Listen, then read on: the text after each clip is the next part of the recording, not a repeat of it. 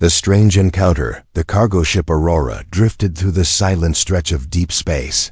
Inside the cockpit, Captain Elias sat alone, hands resting on the worn controls, eyes scanning the blackness ahead. His ship carried food, medicine, and parts for a distant outpost. Nothing exciting, nothing dangerous, at least. That's what he thought. The hum of the engines was the only sound, steady and calm out here. There were no cities, no space traffic, just the endless dark. He was halfway through his journey when a small blip appeared on the radar. At first he thought it was nothing, maybe a stray rock or old satellite. But the signal stayed, weak and trembling. It was a distress signal. Faint, almost dying. Elias frowned, leaning closer to the screen. It came from a drifting object, not far from his path. Great, he muttered under his breath. Last thing I need is trouble. Still, something in him wouldn't let it go. He turned the ship toward the signal, the stars shifting as the Aurora changed course. Minutes later, the object came into view, a small escape pod. Spinning slowly, its hull was scratched and burned. One side completely blackened. The lights inside flickered weakly. Whoever was in there didn't have much time. Elias matched the pod's drift and used the ship's arm to pull it in. The metal door groaned as he forced it open. Inside, the air was cold and stale. A small figure lay curled up on the floor, trembling. It was a girl, but not human. Her skin had a faint silver tone, almost like moonlight, and her hair was a soft, pale blue. She looked painfully thin, her arms like sticks, her cheeks hollow.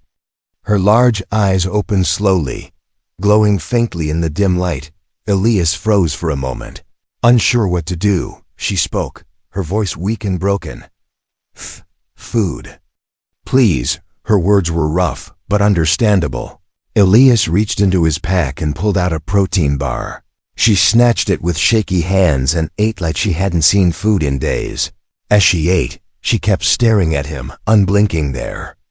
Was no fear in her eyes now, only something deeper, a strange trust. Elias crouched beside her, speaking softly. Easy, you're safe now. But in the back of his mind, questions began to pile up. Who was she? Where did she come from? And why was she alone out here? He carried her to the small medical bed in the back of the ship. She was light, almost weightless. As he set her down, his ship's sensors began to beep. Elias hurried to the controls. Frowning at the screen, another ship had appeared on the radar. It was big, much bigger than the Aurora, and it was moving fast, heading straight toward them. The girl appeared behind him, clutching the edge of his chair. Her eyes widened in panic when she saw the radar. She shook her head quickly and whispered something in her language. Elias couldn't understand the words. But the fear in her voice was clear. The large ship was closing in. A low voice crackled through the comms. The language was alien, but the tone was unmistakable. It was a demand, sharp and commanding. The girl gripped Elias's arm tightly, shaking her head again. She didn't want to be found. Elias had two choices, stop and see what they wanted, or run. His gut told him running was the only option. He pushed the engines to full power, the Aurora shaking as it sped forward. Behind them, the pursuing ship fired, a blast of energy. Streaked past, missing by only a few meters. The girl pointed at the star map on his screen. Her finger landed on a small, unmarked area far from any known routes. Her eyes pleaded with him to go there. Elias hesitated. It could be a trap, but another blast shook the ship, and hesitation was no longer an option. He set the new course, diving into the dark unknown. The chasing ship followed, but the Aurora was smaller and faster, weaving between asteroids and debris. Inside the cockpit, the girl held onto the seat, her eyes fixed on the stars rushing past. Elias glanced at her and saw something strange, a flicker of hope on her tired face. The radar showed they were almost at her chosen coordinates, but the enemy ship was still behind them. One more hit and his shields would fail. Just then, the girl leaned forward and pressed a sequence of buttons on the console. A warning flashed on the screen. A sharp turn toward an asteroid belt ahead. Elias opened his mouth to protest. But before he could, the Aurora plunged into the field of spinning rocks. The enemy ship followed, its size making it clumsy in the tight space. For a moment, Elias thought they might escape, but as they neared the far side of the asteroid belt, the radar picked up something new. A glowing object was hidden among the rocks, pulsing with light, and it wasn't natural. The girl's expression changed, a mix of fear and relief, whatever it was. They were heading straight for it. Asterisk. Pursuit. The Aurora shuddered under the weight of sudden acceleration. Elias's hands moved fast over the controls. His eyes locked on the radar. The unknown ship behind them was huge, its outline jagged like the edge of broken metal. It didn't follow in a straight line. It stalked them, moving in sharp bursts. Almost like a predator tasting the chase, Lyra stood behind his seat, gripping the backrest with thin fingers. Her silver eyes darted to the screen, then to the darkness outside. When the hunter's ship flashed its lights in a strange pattern, she flinched. Elias realized it wasn't a signal to him. It was a warning meant for her. He pushed the Aurora's engines harder, but the fuel readouts made him wince. If they kept this speed too long, they'd burn out before reaching safe space. The pursuing ship fired, not a clean energy beam, but a pulse that twisted the stars for a second. Elias's stomach lurched, the ship's systems flickering like dying candles. Lyra stepped forward, speaking quickly in her language. She tapped the star chart with one finger, pointing to a dead zone with no official routes, a patch of space marked in his maps as unstable. Region, avoid. Elias hesitated. That's suicide. But another pulse from the hunter's ship tore through space behind them, and he knew there was no choice. He swung the Aurora toward the dead zone, the stars bending in strange ways as they crossed the border. Outside, the darkness seemed thicker, almost like liquid. Every sensor reading went strange. Time felt slower. Sound inside the cockpit sharper. Lyra touched the window, whispering something under her breath. The hunters followed, but not as close now.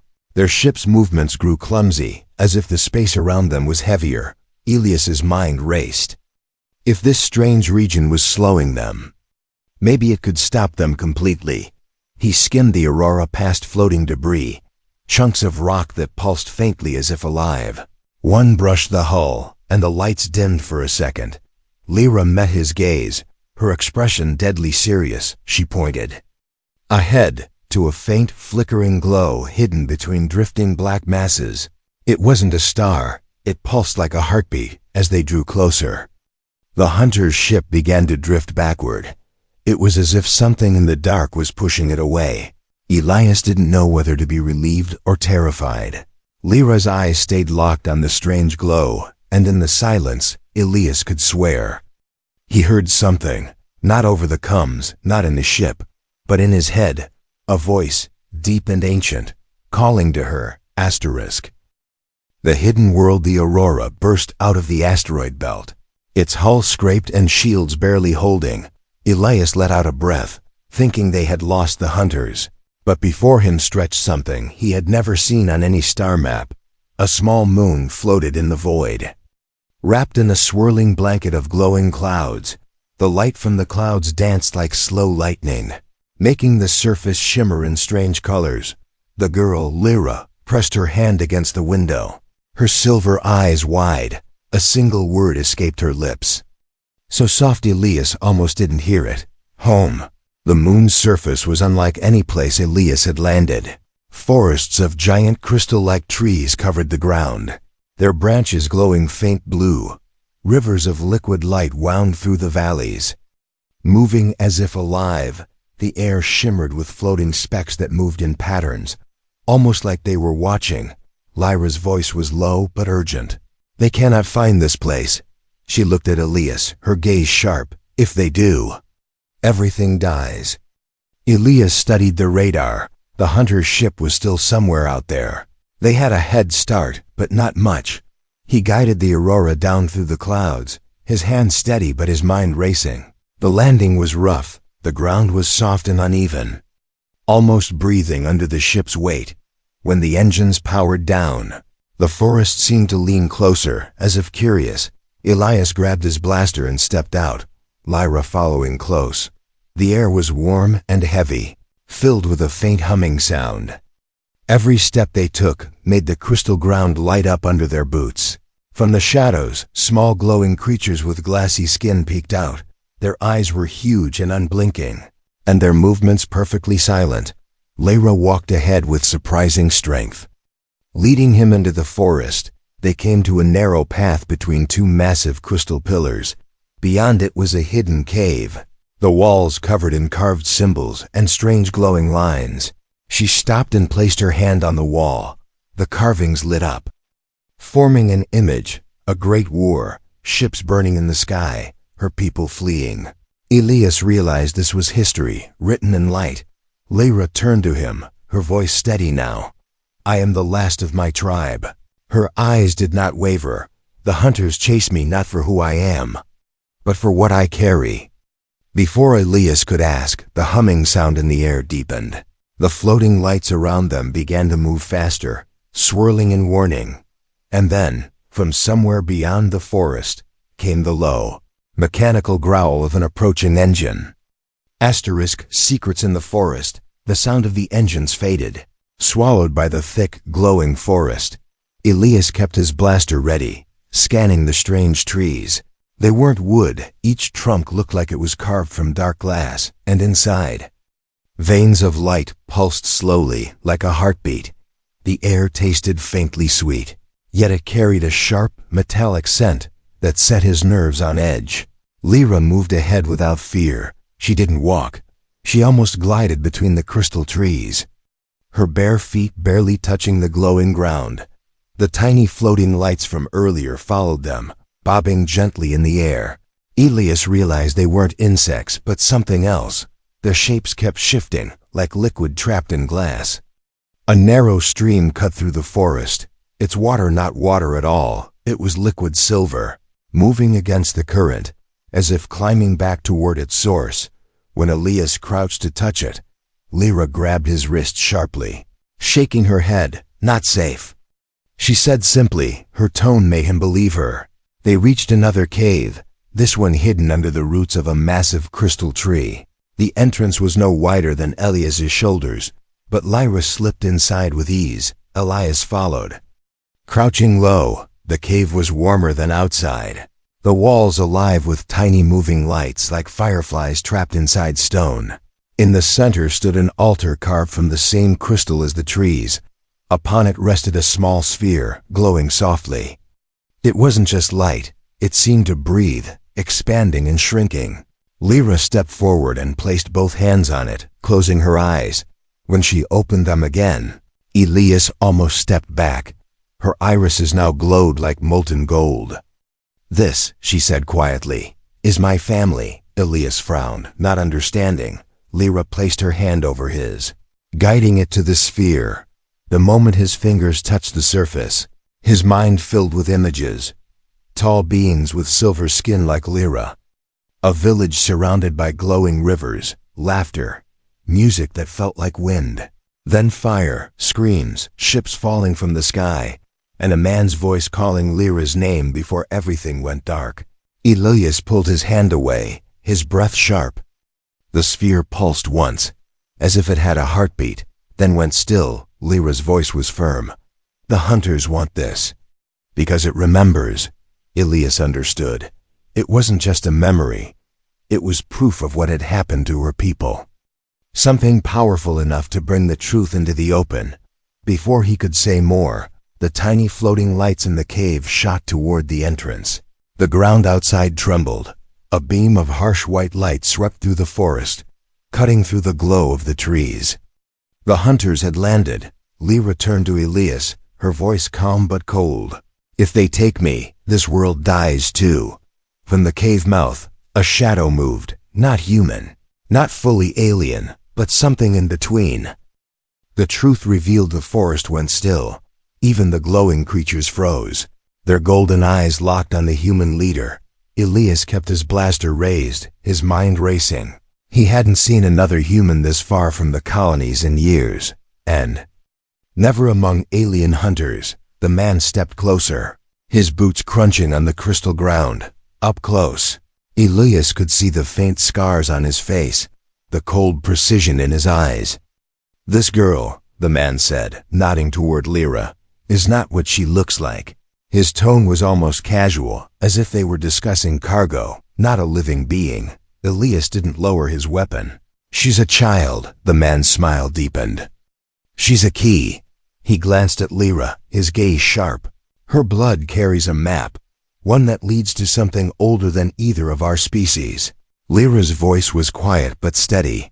"Lays," but Elias could see the flicker of fear in her eyes. The man circled slowly, speaking loud enough for the forest to hear. "Years ago, her people promised humanity a share of the light wells." He gestured toward the glowing rivers that wound through the moon. "Energy that never runs dry, power that could fuel 1,000 worlds." His voice hardened. "But they betrayed us. They kept it for themselves. So the council sent me to fix it." Elias's chest tightened. The council, the same corrupt shadow that had turned allies into enemies during the border wars. He had walked away from them long ago, and now he knew why this man's voice sounded familiar. "Adrian." "Cole," Elias muttered. The name felt like rust in his mouth. They had fought on the same side once. Before Adrian vanished into black operations no one talked about. Adrian tilted his head, a trace of amusement in his eyes. "So you remember." He lowered his voice, almost friendly. "Elias, you're a survivor. Hand her over, walk away rich. You know the council rewards loyalty." Elias glanced at Lyra. Her hands were clenched, her shoulders tense. She shook her head once, the meaning clear. If she went with Adrian, she wouldn't live to see another sunrise. The forest around them began to hum again. Deeper this time, the glowing rivers pulsed faster, and the crystal trees leaned inward as if listening. Adrian's hunters raised their weapons, but the ground beneath them trembled, small fractures appearing in the crystal floor. Through the cracks, a faint golden light seeped out. Lyra stepped forward, her voice ringing in the still air. "My people didn't betray you. Your council betrayed everyone." She pointed to the cracks in the ground. "And now this world will decide who is worthy to stay." Elias's instincts screamed that something was about to happen. Something big. Adrian's smile faded for the first time. The light from the cracks grew brighter, wrapping around Lyra like a shield, and far off, from deep below the forest, came a sound that was not human, not machine, but something ancient waking from sleep. Asterisk, a new beginning. The light from the cracks burst upward, blinding white and gold. Elias shielded his eyes, feeling the heat wrap around him. When the light dimmed, the hunters were gone. Their armor and weapons lay scattered on the ground, empty, as if the bodies inside had been erased from existence. Adrian stood alone, his face pale in the glow. He looked at Lyra as if seeing her for the first time. "This isn't just a map," he said softly, almost to himself. "It's a voice, a will." Before Elias could react, the ground under Adrian split open. Golden tendrils of light reached out, curling around him. He struggled, but the tendrils pulled him down into the crack. The light swallowed him whole, and the ground sealed itself as if nothing had been there. Silence fell over the forest. The glowing creatures stepped back into the shadows, their task complete. Lyra's shield of light faded, leaving her small and quiet again. She looked at Elias, her voice trembling now. "It's over," but Elias knew it wasn't. He could still feel something watching them, something deep beneath the moon's surface, something that had chosen to let them live. They returned to the aurora, the crystal trees parting to make way. As the engines warmed, Lyra stood beside him in the cockpit, her silver eyes fixed on the stars. "I have no one," she said softly. "Only you." She hesitated, then added, "We could be family." Elias looked at her, seeing not just the thin, starving girl he had rescued, but someone who had survived the end of her world and still had hope. He nodded once. "Then family it is." The aurora lifted off, breaking through the glowing clouds. The stars ahead were bright, but Elias's eyes kept drifting to the dark patch of space behind them. He didn't know if the council would send more hunters. He didn't know if the thing beneath the moon would ever rise again. But for now they were alive and in the quiet hum of the engines. He felt something he hadn't felt in years, a reason to keep going.